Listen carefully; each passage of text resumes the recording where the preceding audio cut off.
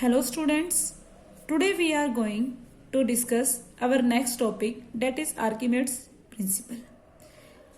जैसे आप कई बार स्विमिंग पूल में जाते हो तो आप वहाँ पे ऑब्जर्व करते हो आपकी खुद की बॉडी वाटर के अंदर पूल के अंदर क्या होती है, लाइटर फील होती है एज कंपेयर बाहर क्या होती है, आपको भारी फील होती है।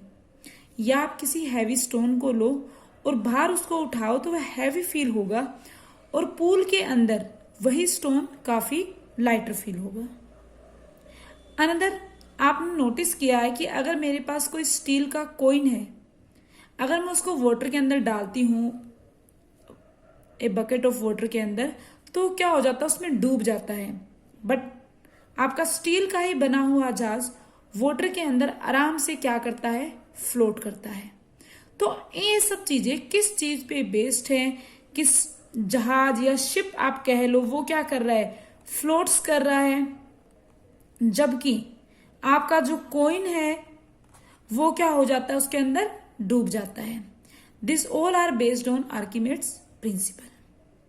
तो आप पढ़ते हो बुक में जैसे कि it states that when a body is immersed partially or completely in a liquid, it experiences an upthrust which is equal to the weight of liquid displaced by it.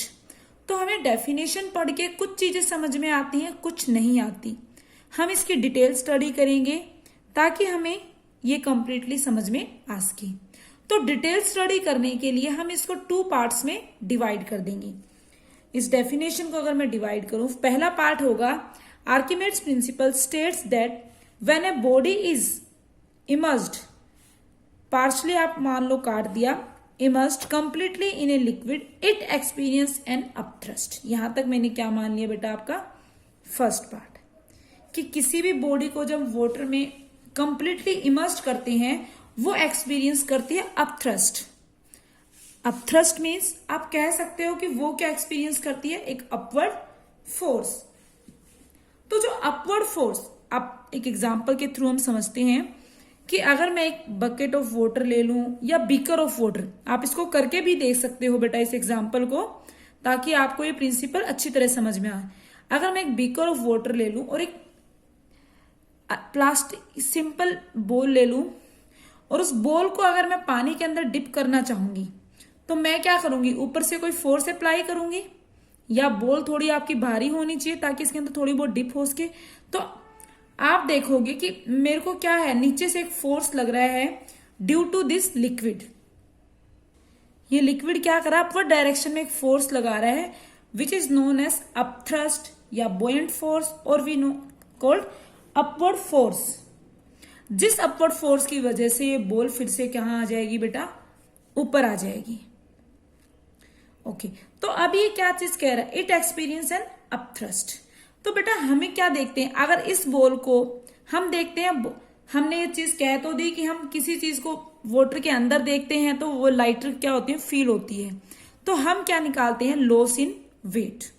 तो लॉस इन वेट क्या होगा, किसी चीज का weight in air में क्या wait है, minus weight in water. अगर मैं बॉल को एक स्प्रिंग बैलेंस से अटैच कर दूं, अगर मैं इस बॉल को एक स्प्रिंग बैलेंस से अटैच कर दूं तो और मैं इसका वेट करूं, तो मान लिया मेरे पास कि वेट ऑफ बॉल जो एयर में आ रहा है, वेट ऑफ बॉल, और we can say that in air, और we can say real weight, क्योंकि एक्चुअल वेट तो यही होगा बेटा। जो वेट ऑफ बॉल जो एयर में बॉल का आया वो मैंने माना कितना आया, इट इज अबाउट 500 ग्राम। और हम वेट की मोस्टली जो बात करते हैं किसमें करते हैं, जीएफ में। तो मैं जीएफ लिख सकती हूं, आप ग्राम लिख लो कोई। अब ये हमने देखा जब हमने स्प्रिंग बैलेंस से बॉल को अटैच किया, इसका रियल वेट ये है, हमें लॉस। अब अगर इसी बॉल को मैं स्प्रिंग बैलेंस से अटैच किए ही क्या करती हूं, इस वाटर के अंदर डिप कर दूं, इस वाटर के अंदर डिप कर दूं, तो हमें क्या मिलेगा, हमें क्या मिलेगा, एपरेंट वेट। Apparent wait. और एपरेंट वेट क्या होता है बेटा? एपरेंट वेट यहां पे क्या है, एक तरह से वेट इन वाटर, और वो हमें मिला 300 GF। एपरेंट वेट जो वेट हमें महसूस हो रहा है बेटा, एक्चुअल में नहीं है वेट, एक्चुअल तो कितना है 500, बट जो वेट हमें महसूस हुआ आफ्टर डिपिंग इन वाटर वो कितना हुआ 300। तो लॉस इन वेट कितना होगा बेटा, हम देखते हैं। लॉस इन वेट क्या होगा, रियल वेट माइनस में एपरेंट वेट। तो रियल वेट हमारा कितना था एयर में 500 माइनस 300, तो कितना आया 200 GF। और जो ये लॉस इन वेट होता है, जो ये लॉस इन वेट आपका आ रहा है, यही क्या होता है आपका, या फिर हम कह सकते हैं loss of weight where it is due to upward force, या इस अपवर्ड फोर्स की वैल्यू ही किसके इक्वल है, लॉस इन वेट की। आई रिपीट बेटा, जो लॉस इन वेट है यहां पे, ये किसके कारण हो रहा है, एक तरह से अपवर्ड फोर्स और अपथ्रस्ट के कारण, या हम कह सकते हैं बुओयंट फोर्स के कारण। और ये जो यहां पे क्या हो रहा है, लॉस इन वेट हुआ है which is due to upward force. ये अपवर्ड फोर्स की जो वैल्यू है ये किसके इक्वल होती है, लॉस इन वेट की। तो अपवर्ड फोर्स की हम क्या लिख सकते हैं, अपवर्ड फोर्स की वैल्यू किसके इक्वल होती है, equal to loss in weight. और लॉस इन वेट क्या होता है, दिस वन। तो हम कह सकते हैं कि हमारे पास लॉस इन वेट कह लो, या फिर क्या कह सकते हो आप, अपवर्ड फोर्स, और वी कैन से अपथ्रस्ट की वैल्यू कितनी आई बेटा, डेट इज 200 GF। जो स्टेटमेंट को 2 पार्ट्स में डिवाइड किया, तो फर्स्ट पार्ट हमारा सोल्व हो गया। क्या कह रहा है कि किसी बॉडी को हम पार्शली, या पार्शली मीन्स कंप्लीटली नहीं, कुछ आधा, पार्शली और completely immersed in a liquid it experience an upthrust. कि किसी बॉडी को हम वाटर के अंदर, लिक्विड जरूरी नहीं बेटा, कोई भी फ्लूइड हो, उसके अंदर अगर कंप्लीटली या पार्शली इमर्स्ड करेंगे, डिप करेंगे, तो वो एक्सपीरियंस करती है एक अपवर्ड फोर्स। और वो हमने एक एग्जाम्पल लिया और एग्जाम्पल के थ्रू देखा कितना आया 200 GF। अब इसी के हम सेकेंड पार्ट को देखते हैं। ये कहता है which is equal to the weight of liquid displaced by it. इसने क्या कहा, जो ये आया है हमारा अपवर्ड फोर्स या अपवर्ड अपथ्रस्ट, क्या होगा, which is equal to the weight of liquid displaced by it. वो किसके इक्वल होगा, कि weight of liquid displaced by it. अब सबसे पहले हम समझते हैं लिक्विड डिस्प्लेस्ड। ये डिस्प्लेस्ड मतलब क्या है, अगर मान लो बेटा मेरे पास क्या है, ये बीकर है, जो इसमें वाटर का लेवल यहां तक है, ओके, सॉरी यहां तक है। अगर मैं इसके अंदर क्या कर रही हूं, बॉल को डाल रही हूं, अगर मैं जैसे ही बॉल को इसके अंदर डालूंगी तो वाटर का लेवल क्या हो जाएगा, इंक्रीज हो जाएगा, कुछ तो इंक्रीज होगा। अगर मैं बॉल को वाटर के अंदर डुबाऊंगी तो इसका लेवल इंक्रीज हो गया। मैंने माना कि बॉल के डुबाने पर वाटर का लेवल इतना इंक्रीज हो गया, और जो ये वाटर लेवल इंक्रीज हुआ है यही हमारा क्या है, वाटर डिस्प्लेस्ड, ओके। या फिर बेटा जरूरी नहीं है बीकर हमारा हाफ ही फिल्ड हो हर बार। अगर हमारा बीकर कंप्लीटली फिल्ड है, या जो भी हमारे पास कंटेनर है तो कंप्लीटली फिल्ड है, और फिर भी मैं उसके अंदर बॉल को डिप करूं या किसी भी बॉडी को, तो क्या होगा, पानी उसके अंदर से बाहर निकल जाएगा, बाहर गिरेगा सरफेस पर। उसको हम क्या कहते हैं, displaced water. Water that overflows is water displaced. और यहां पे हमने क्या देखा कि जो अपवर्ड फोर्स अभी तक जो हमने डिस्कस किया, that upward force is equal to loss in weight. तो बेटा इसी को अगर हमने सेकंड पार्ट में जैसे हमने बात की थी कि आर्किमिड्स नाम के साइंटिस्ट ने क्या कहा सेकंड पार्ट में, which is equal to the weight of liquid displaced by it. तो हम इसी को अगर करें कि हम क्या करें, एक बीकर हमने लिया था हम जिसमें कुछ वाटर था, और मैं उसके साइड में एक और छोटा बीकर ले लूं। मान लो इस तरह से मैंने एक बीकर लिया और तो बड़े वाले बीकर को इसमें इस तरह से कुछ टिल्ट कर दिया, और मैं इसके अंदर क्या करूं, आप घर पे करके देते, उसी बॉल को जो हमने पहले ली थी अगर मैं इसके अंदर डालूंगी, जितना अपवर्ड फोर्स लगा इसमें से जब इसके अंदर डालूंगी, डिप करूंगी, तो कुछ वाटर क्या हो जाएगा, इस बीकर में चला जाएगा। मतलब वाटर क्या हो जाएगा, कुछ डिस्प्लेस्ड हो जाएगा। और जो ये वाटर इस बीकर में आ गया बॉल के डालने के बाद यहां पे, या फिर आप कंप्लीटली फिल करो, लेकिन सरफेस पे गिरे हुए वाटर को आप नापना थोड़ा मुश्किल हो जाएगा, इसलिए हमने क्या किया, इसको टिल्ट कर दिया। तो ये वाटर जो यहां पे हमें मिला, ये कौन सा है बेटा, डिस्प्लेस्ड वाटर। और हम क्या देखेंगे यहां पे, इसको जब डिस्प्लेस्ड वाटर है ये, जब हम इसको निकालेंगे या मेजर करेंगे, हम देखेंगे that weight of water displaced by the body is equal to upward force. हम जब मेजर करेंगे इसके वेट को, वो किसके इक्वल आएगा, जो वाटर डिस्प्लेस हुआ है वो अपवर्ड फोर्स के इक्वल ही आएगा। तो हम क्या कह सकते हैं, upward force equal to weight of liquid displaced. जो अपवर्ड फोर्स हमारा वाटर लगा रहा था वो किसके इक्वल है, जो वाटर डिस्प्लेस्ड हुआ है। ओके, तो आई होप सबको ये चीज समझ में आ गई होगी कि आर्किमिडीज प्रिंसिपल क्या कहता है। ये कहता है जब किसी बॉडी को हम पार्शली या कंप्लीटली लिक्विड के अंदर इमर्स करते हैं, वो एक क्या करती है, अपवर्ड फोर्स, और we can say thrust experience करती है, जो किसके इक्वल होता है, weight of liquid displaced by the body. It means here body, जो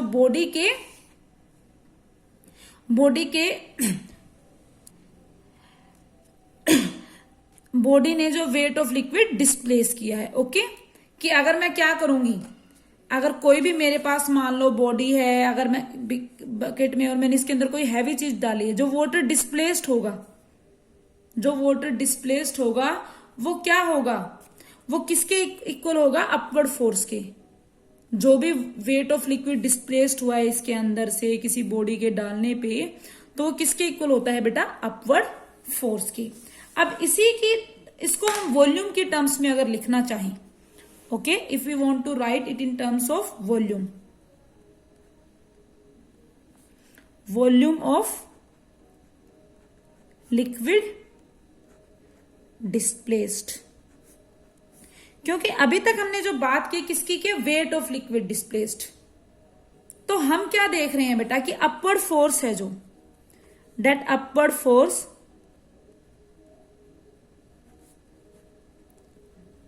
इक्वल किसके हैं, वेट ऑफ लिक्विड डिस्प्लेस्ड। और वेट क्या होगा बेटा लिक्विड का, डिस्प्लेस्ड का, अगर हम वेट की बात करें, mass into acceleration due to gravity, यही होगा weight of liquid, mass into acceleration due to gravity. अब अगर हम मास देखें, मास क्या होता है आपका, वॉल्यूम इनटू में डेंसिटी, यही होगा। तो अपवर्ड फोर्स, जो अपवर्ड फोर्स आएगा, आपको हम क्या लिख सकते हैं, अपवर्ड फोर्स इक्वल टू, और अब थ्रस्ट इक्वल टू आपका कितना आ जाता है, weight of liquid V D into G. V क्या है यहां पे, याद रखना वॉल्यूम ऑफ लिक्विड नहीं है बेटा, V क्या है, volume of displaced liquid. Okay, और यहां पे D क्या है, ये density of displaced liquid, and G is acceleration due to gravity. Okay student, I hope आपको आर्किमिडीज प्रिंसिपल बहुत ही अच्छी तरह से समझ में आ गया होगा। Okay, our next topic is बेटा, जो अभी हमने आर्किमिडीज प्रिंसिपल में मैं एक्सपेरिमेंटली बता चुकी हूं, उसी को हम आगे कंसीडर करते हैं, उसी से related derivation. Upthrust is equal to the weight of displaced liquid.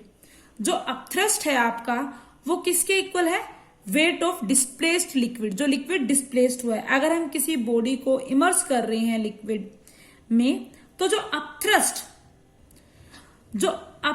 लग रहा है उस बॉडी पे, किसके कारण लग रहा है? वो लिक्विड लगा रहा है, लिक्विड के कारण जो अपथ्रस्ट लग रहा है उस बॉडी पे बेटा, वो किसके इक्वल होगा? Weight of liquid displaced.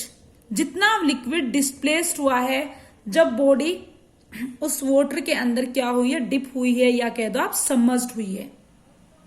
तो इसको प्रूव करने के लिए हम क्या करेंगे?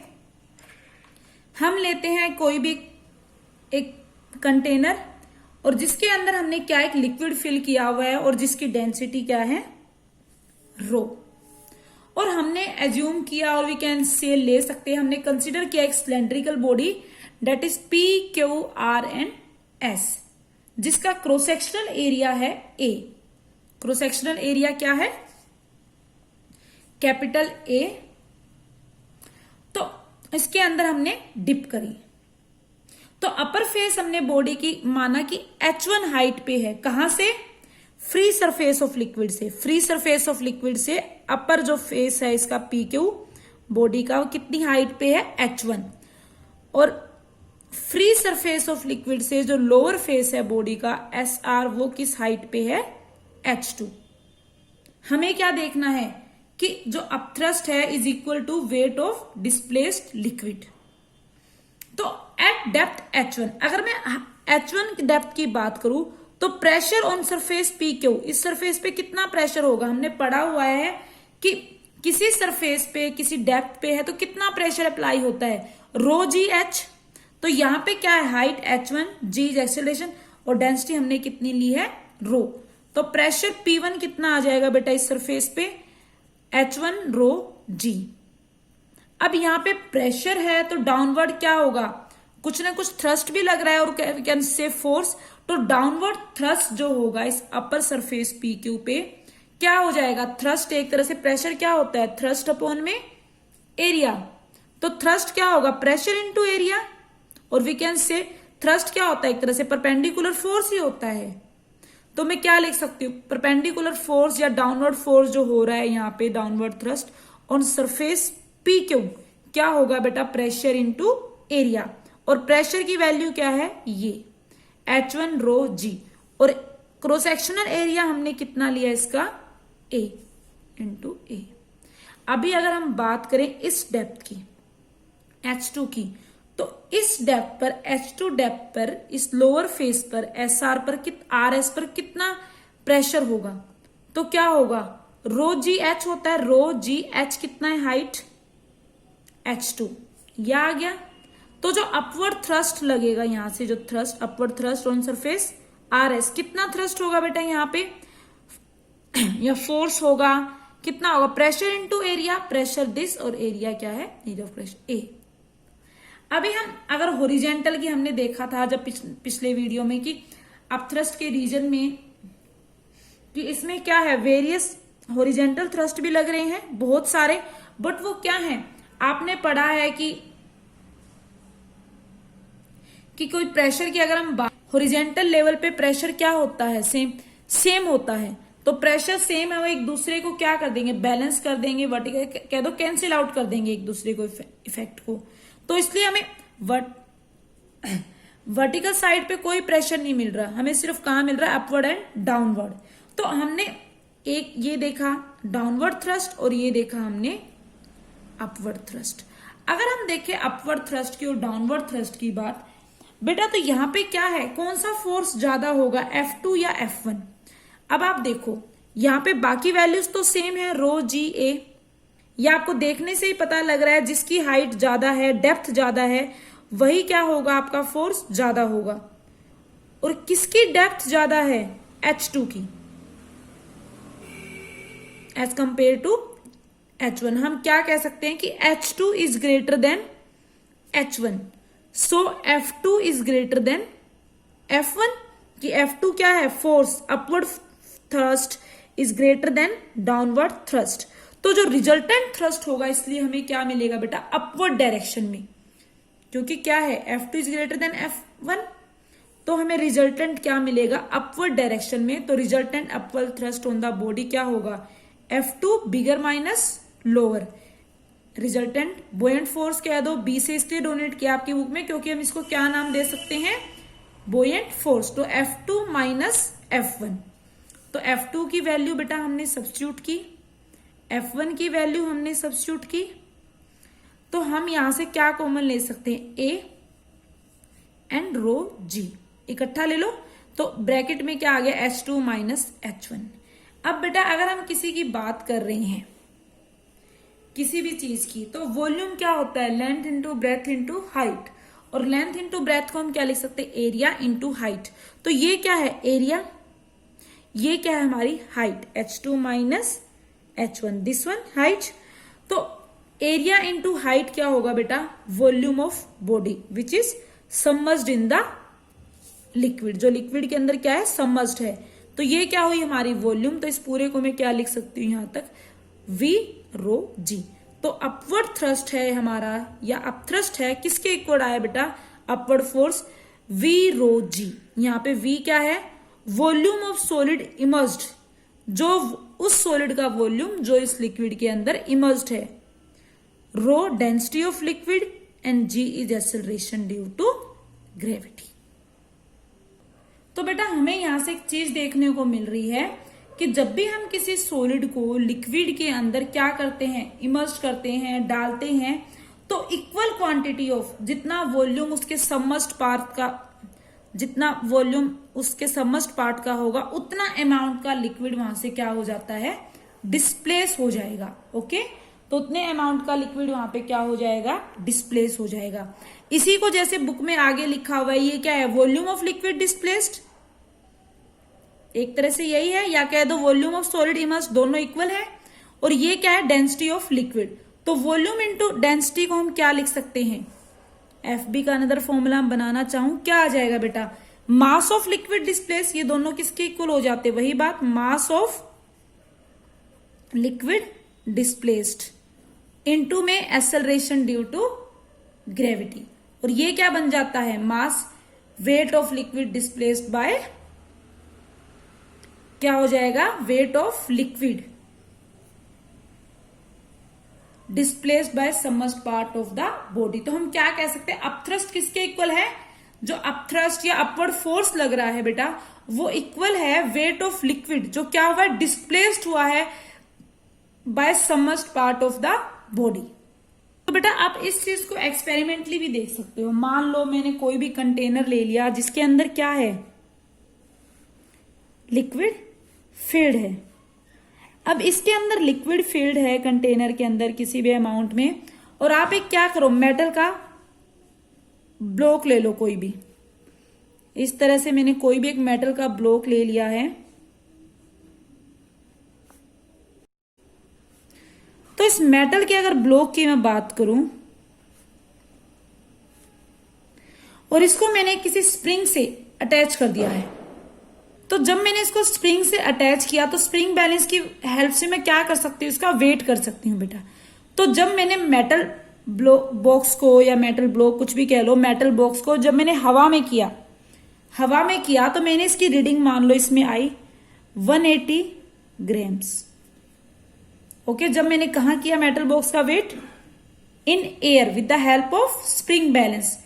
सेकेंड में क्या करूं, अगर इसी को मैं इस जो वाटर का कंटेनर था आपका, अगर इसके अंदर डिप कर दूं, और डिप कैसे करूं बेटा, बहुत ही स्मॉल अमाउंट में डिप करूं, ज्यादा नहीं कर रही, कुछ स्मॉल अमाउंट में डिप करूं, इस तरह से स्प्रिंग बैलेंस से अटैच है ये। तो मैंने माना कि थोड़ा सा डिप करने पर इसकी रीडिंग्स आई 170 ग्राम्स। मैंने फर्दर इसको डिप किया, यहां तक वाटर भरा है। जब मैंने फर्दर इसको डिप किया, कुछ इस वे से, पूरा नहीं किया, पहले वाले से कुछ ज्यादा किया, और स्प्रिंग बैलेंस से जो कि अटैच है, मतलब मैक्सिमम पोर्शन डिप है और कुछ पोर्शन ही बाहर है। पहले क्या था, मैक्सिमम बाहर था, कुछ डिप था। तो मेरी रीडिंग आई मान लो 150 ग्राम। अब मैं इसको क्या करूं बेटा, कंप्लीटली और फुल्ली डिप्ट कर दूं। अगर मैं फुल्ली डिप्ट कर दूं इसको वाटर के अंदर, इस मेटल ब्लॉक को, स्प्रिंग बैलेंस, तो मान लो मेरी रीडिंग आई 140 ग्राम्स। इसके बाद आप इसको कितना भी डिप करो, इसकी जो रीडिंग्स हैं वो सेम रहेंगी, वो रीडिंग्स चेंज नहीं होंगी। तो हमें यहां से क्या पता चला इस एक्सपेरिमेंट से कि जैसे जैसे, तो इस एक्सपेरिमेंट से हमें क्या क्या ऑब्जर्वेशन मिली, that is more and more volume of the object is immersed in water then it weights get continuously decreasing. जितना ज्यादा ऑब्जेक्ट का वॉल्यूम वाटर के अंदर इमर्स्ड होता जाएगा उतना ज्यादा उसका वेट क्या हो रहा है, डिक्रीज होता जा रहा है। और मैक्सिमम जो चेंज होगा वेट में वो कब होगा, जब फुल वॉल्यूम, जब complete volume of object is immersed, जब कंप्लीटली क्या हो जाएगा, ऑब्जेक्ट इमर्स्ड हो जाएगा वाटर के अंदर। नेक्स्ट पॉइंट इज, हमने क्या ऑब्जर्व किया, weight reduction take place due to apparent force. जो वेट में रिडक्शन हो रहा है किस लिए हो रहा है, due to apparent force provided by the liquid called buoyant force. बेटा जितना ज्यादा हम इसको वाटर के अंदर डिप्ट करेंगे, इसमें कम बोयेंट फोर्स था, इसमें काफी ज्यादा लग रहा है, जितना ज्यादा वॉल्यूम में हम उसको लिक्विड के अंदर डिप करते जाते हैं उतना जो हमारा अपवर्ड फोर्स है या बोयेंट फोर्स है वो क्या होता रहता है, इंक्रीज होता रहेगा। तो यहां से हम क्या कंक्लूजन निकाल सकते हैं, that more the volume of the metal block submerged in the water more the buoyant force is applied on it. जितना ज्यादा वॉल्यूम वाटर के अंदर हम सबमर्ज करेंगे मेटल ब्लॉक का या किसी भी बॉडी का, उतना ज्यादा बोयेंट फोर्स उसके ऊपर क्या होगा बेटा, अप्लाई होगा। तो मैक्सिमम बोयेंट फोर्स या मैक्सिमम अपवर्ड अपथ्रस्ट कब लगेगा, जब बॉडी क्या हो जाएगी, कंप्लीटली इमर्स्ड हो जाएगी लिक्विड के अंदर। मैक्सिमम अपथ्रस्ट कब लगता है, जब बॉडी कंप्लीटली इमर्स्ड हो जाएगी। ये तो हमने एक सिलेंड्रिकल बॉडी का रिजल्ट लिया है, ऐसा जरूरी नहीं कि सिलेंड्रिकल बॉडी, बेटा बॉडी किसी भी शेप साइज की हो, ये सबके ऊपर क्या है, इक्वली ट्रू है। ऐसा नहीं कि जो बोयेंट फोर्स लग रहा है ये क्या लगेगा, सिलेंड्रिकल बॉडी के लिए ही लगेगा, ये हर शेप और साइज की बॉडी के लिए इक्वली एप्लीकेबल है। Okay, next is factors affecting the upthrust और बोयेंट फोर्स। फर्स्ट, जैसे हम फॉर्मूले से ही पता लग रहा है बेटा, अपथ्रस्ट हमने अभी देखा है, that buoyant force equal to V rho g. तो buoyant force depends upon the volume of object. ये किस पे डिपेंड करता है, वॉल्यूम ऑफ ऑब्जेक्ट पे। Next is buoyant force depends upon the density of liquid. इसी के कारण हम कई बार आपने देखा होगा कि अगर हमारे पास, कि हम कहते हैं कि ओशन और क्लीन वाटर में से किस में स्विम करना इजी है, you know that swimming is more easy in ocean as compare to clean water और प्लेन वाटर। क्यों, क्योंकि अगर हम ओशन की बात करते हैं, ओशन का वाटर आपका क्या होता है, सोल्टी, मीन्स कि उसकी डेंसिटी ज्यादा होगी as compare to plain water. तो वहां पे क्या होगा, अगर ये ओशन का वाटर है, डेंसिटी ज्यादा है, डेंसिटी ज्यादा होने का मीन्स जो बोयेंट फोर्स या अपथ्रस्ट लग रहा है वो क्या होगा, ज्यादा होगा एज कंपेयर टू अगर हम नॉर्मल वाटर की बात करते हैं। अभी अगर अपवर्ड यहां बोयेंट फोर्स ज्यादा होगा, ओशन में क्या होगा, बोयेंट फोर्स ज्यादा होगा, तो बोयेंट फोर्स ज्यादा होगा, ये चिल्ड्रन है स्विम कर रहा है, तो यहां पे क्या है, स्विमिंग इजी होगी। तो इसलिए हम कहते हैं it is more easy to swim in ocean water, क्योंकि वहां पे जो बोयेंट फोर्स अप्लाई हो रहा है लिक्विड के द्वारा वो क्या है, ज्यादा है, और आराम से हम क्या कर सकते हैं, फ्लोट कर सकते हैं। ओके बेटा, आज के लिए हम इतना ही पढ़ेंगे। तो आज क्लास ओवर करने से पहले छोटा सा इंपॉर्टेंट सा क्वेश्चन देख लेते हैं। हमने आज जो मेन बात की, हमने क्या देखा कि वेट ऑफ वाटर डिस्प्लेस, जो वेट है वाटर डिस्प्लेस जो हुआ है, is equal to, weight of water displace equal to buoyant force by liquid. किसके इक्वल होगा, बोयेंट फोर्स बाय लिक्विड। अब हमारे मन में क्वेश्चन आता है, why ships floats on water. अब इतनी भारी जो शिप्स होती हैं वो कैसे फ्लोट्स कर जाती हैं वाटर में, कैसे तैर जाती हैं ऊपर को।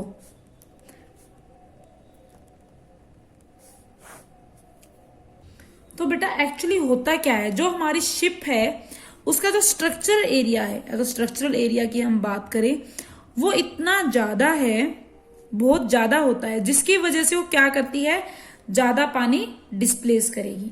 स्ट्रक्चर एरिया की वजह से क्या करेगी, वो ज्यादा लिक्विड डिस्प्लेस करेगी। तो अगर शिप ज्यादा पानी डिस्प्लेस करेगी तो इसका मतलब क्या है कि ज्यादा वहां पे क्या होगा, बुoyant फोर्स लगेगा उसके ऊपर, लार्ज अमाउंट ऑफ क्या लगेगा, बुoyant फोर्स लगेगा। और ये जो बुoyant फोर्स लग रहा है बेटा वो इतना ज्यादा होता है, जो शिप की वजह से फोर्स लग रहा है, यहाँ पे जो फोर्स लग रहा है उससे भी क्या होगा, ज्यादा होगा। Means buoyant force is much greater than this force. तो बुoyant फोर्स की वैल्यू बड़ी है, तो आपने एक कंडीशन आप देखोगे नेक्स्ट कल की वीडियो में कि बुoyant फोर्स की वैल्यू जब बड़ी है as compare to this force, तो हमारी बॉडी क्या कर जाती है, फ्लोट्स कर जाती है। तो यहां पे हम क्या कहेंगे, शिप क्या कर जाएगी, आपकी फ्लोट कर जाएगी। That's all for today. जो हमारे टॉपिक्स बच गए हैं उसको हम कल की वीडियो में डिस्कस करेंगे। Okay students.